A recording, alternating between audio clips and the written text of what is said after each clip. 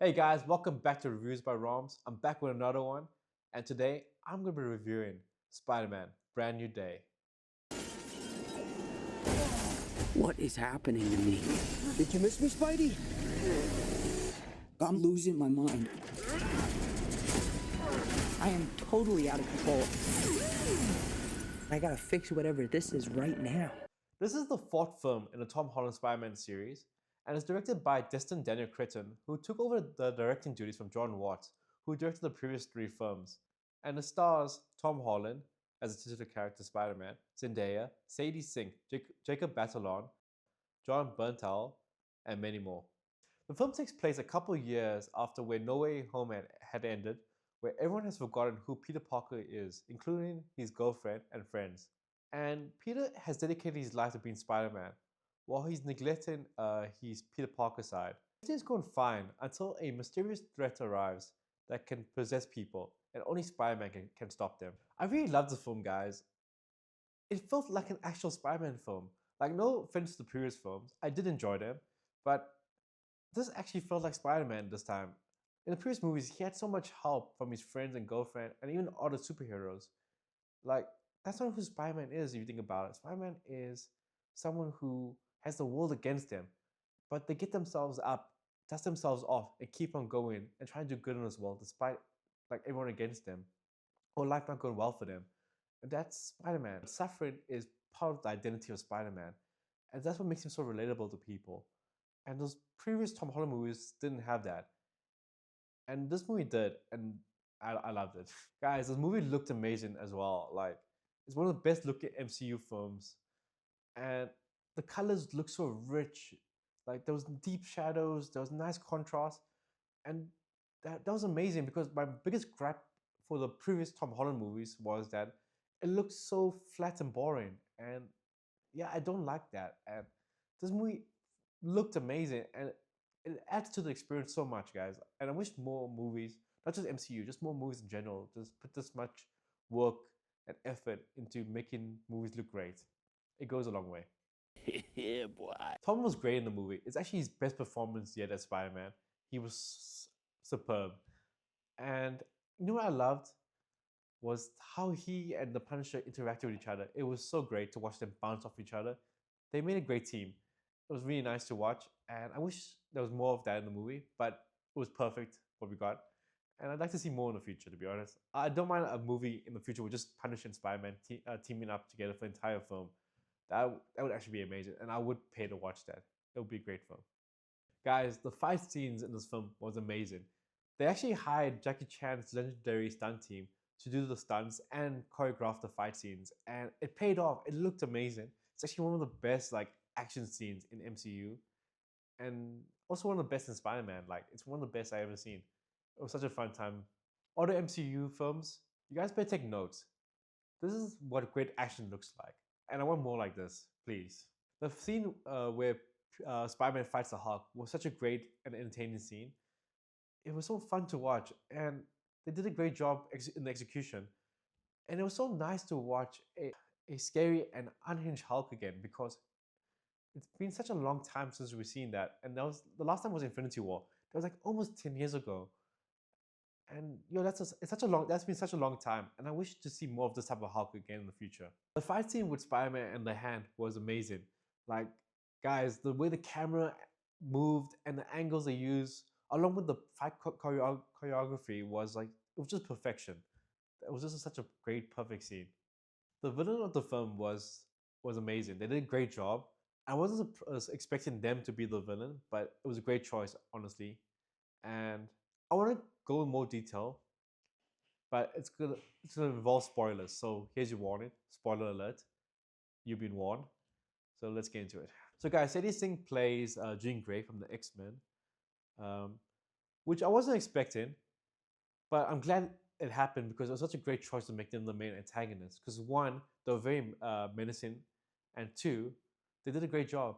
It was such a great choice to make them the villain. Like, Sadie Sink killed it in the role. She was really good. Side note, like, the character can possess people, and the the actors who played the possessed versions of themselves did such an amazing job, like being menacing and like building up building up to the reveal who the face behind the possession is. They did a great job like adding to the menacing threat of the villain. And yeah, I just want to give a shout out to those actors as well. They did a great job.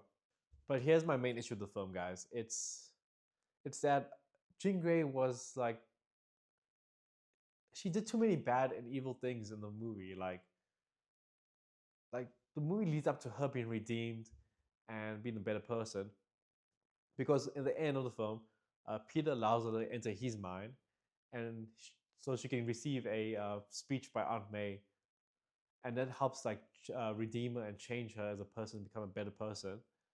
But my issue is she did too many awful things before that it takes away the believability of her being a better person at the end and being redeemed because she did too many awful things to like be forgiven. Like she killed like innocent people in the movie. Like she possessed an old man to enter into the middle of the road and got hit by a fast moving vehicle. Like he's most likely dead. Like he's an old man and a fast moving vehicle. Like, and the funny part is that not funny, but the crazy part is that Spider-Man didn't care or check on the guy, like check if he's okay, he's alive. He just didn't care, and that's not who Spider-Man is. He cares about people. I get it. Like just before that, Jean threatened to hurt MJ, and Peter's worried about MJ at the moment. But Spider-Man still cares about people. Like he's not like someone just got hurt or most likely killed. Let's be honest with ourselves. He's most likely dead, and Spider-Man didn't care. And for him to say she's not a killer at the end of the movie is just it just rang so false.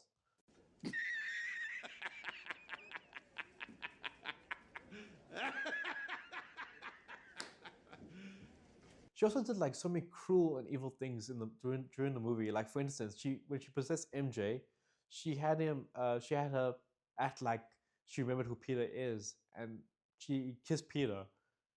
And Peter's so happy because he thinks the love of his life is back in his life, and she remembers everything. Only to reveal like it was all fake, just to psychologically damage Peter. Like how evil is that shit? And then she tries to kill MJ by jumping off the ledge of the building. Like, and then I'm supposed to believe like she's a good person and should be forgiven for all she's done throughout the film. Like, come on. But I did feel bad for her though, and her looking for a sister honestly is the main reason why the ending still works for me. Like, it doesn't fully work because for the reasons I mentioned previously, but it still works for me to make it satisfying. Was that she was looking for a sister. Her sister was kidnapped by an organization which turned out to be evil, which was a great twist, by the way, because you first think the organization is good and it turned out to be evil. So that was great. And her sister is killed by them. And Jean doesn't know this. She's just looking for a sister throughout the film. And the only clue she has is the word VMAX. And it's revealed that VMAX is just the vent, the room in the room where her sister was held, and the last thing she saw before she died. That reveal was just it was just very heartbreaking. And Jean perfectly like Sadie did a great job showing the pain of that realization and laying that pain out. It was just a great moment. Sadie did a great job, and it made me feel for her character so much more. And like I could understand why she did what she did for the most part. Like I understand why she's seeking vengeance against those who like wronged her. And yeah, that was a great reveal, and it like made me care for a character. It didn't make me care for her, and I felt bad for her. But yeah, not enough for her to be fully redeemed and forgiven, but I did feel bad for her, and then does help the ending a lot. What also helps her character and also helps the ending a lot is that she saves Spider-Man's life. Spider-Man is shot by the Punisher by accident because the Punisher is trying to kill Jean because she's about to like destroy the city and kill everyone, and he's about to shoot her from a rooftop, and then Spider-Man senses it, and he gets in the way between Jean and the bullet, and he's shot instead, and he's dying, and Jean saves his life, and that helps the ending and me forgiving the character a bit, forgiving her a bit for what she's done before. So that helps a lot, which leads to a great scene in the hospital. I love that scene in the hospital where Spider-Man sees the impact he has on people. Everyone's like outside the hospital window, like just to see and check it on Spider-Man and see if he's okay and show how much they love him. That was such a great scene. I loved it. Also, I loved how the Punisher like cared for Spider-Man so much at the end. It was like his son, and that was such a great moment. It was really nice to watch. I really want to see a movie with these two. Like they were great on screen together, and they played off well each other. They had such great chemistry. If they just remove the scenes where Jean kills people, the ending will work so much better. They can keep the scene where she possesses MJ and tries to kill MJ because while that scene's evil and cruel, she can still be forgiven and redeemed at the end. It would still like be fine because also Spider-Man saved MJ's life, so and it led to like great moments with MJ, the Punisher, and Spider-Man. So yeah, that'll be fine still. And Jean can still be redeemed and forgiven, and the movie be way much stronger at the end if that was the case. Way much stronger. I love the scene where MJ finds Peter's note that was meant for her. Because I'm not just Peter Parker. I'm Spider-Man. Where it reveals like they passed together and like everything that happened in the previous movie and who Spider-Man is. And she confronts Peter, and Peter like finally opens up and reveals his honest and honest feelings, and he professes his love to her. And it was a big moment for him in the movie because he borrowed everything up until this point because he's trying to keep her safe, and by not giving her the note and revealing who he is. And he finally opens up and professes his love, and it's so heartbreaking because she doesn't know who this guy is because he's essentially a stranger to her because she has no recollection of the previous movies or their past together, and it's so heartbreaking seeing her reject him despite him finally opening up. It was such a great moment. The actors did a phenomenal job. It was so emotionally charged, that scene, and yeah, it was a great scene. I love the scene where Spider-Man, Ned, and MJ all hang out together. They still have such great chemistry, and it was so nice to see them hang out after after what Peter's been through throughout the entire film because he's been lonely. He's been so lonely since the previous film when he has no one in his life anymore. And just to see him have that moment where he's got friends again was really touching. I see there's a lot of debate online right now whether Ned knows who Peter is, like they passed together, and I don't think he remembers Peter as his former best friend or they history together. I don't think that's the case. I think it's just that Ned realized that Peter is Spider-Man because earlier in the movie, MJ accidentally called Spider-Man Peter, and Ned overheard that, and then he just pieced the puzzles together right now that this is Spider-Man he's talking to. That's it. That's what I believe. The director did a great job in this film. Not a great job, sorry. He did an amazing job. He made a great Spider-Man movie, and we haven't had a great Spider-Man movie or even a very good Spider-Man movie since The Amazing Spider-Man with Andrew Garfield. That's right. I said what I said. If you have an issue with that, let me know in the comment section below. How? I love that he gave New York City a personality in this film. Like we haven't had that done in the previous Spider-Man movies since Sam Raimi's Spider-Man 3 was like the last one, where New York had like a personality. Like the other films, like New York could be like any other city. They had no personality, to be honest. I also love that the story of this movie was really strong for the most part. Like there's no major plot hole or like plot conveniences to like get like to move the story along like in the previous Tom Holland movies. That was my biggest one of my biggest issues with those movies. Like there's too many plot holes or plot conveniences just to move the story. For instance, in Far From Home, he gives his high tech Tony Stark glasses to the villain of the movie, after knowing him for like 2 times. Like he met him like 2 times and gives him like these high tech glasses, and it's done just to make the story move forward. It was so stupid.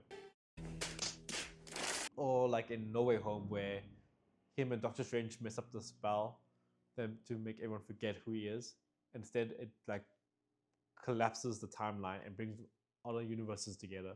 It was so stupid. Like these two smart individuals couldn't like speak about like who the spell should affect and how it's gonna affect and why he shouldn't like interrupt Doctor Strange when he's doing the spell. Like nothing was discussed beforehand. It just felt so out of character for those two.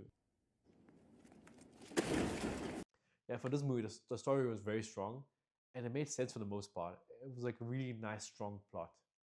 Yeah, boy. I love this film, guys. I had such a great time watching this movie. It's such a fun movie to watch, and it's also a great movie. It's a great Spider-Man movie.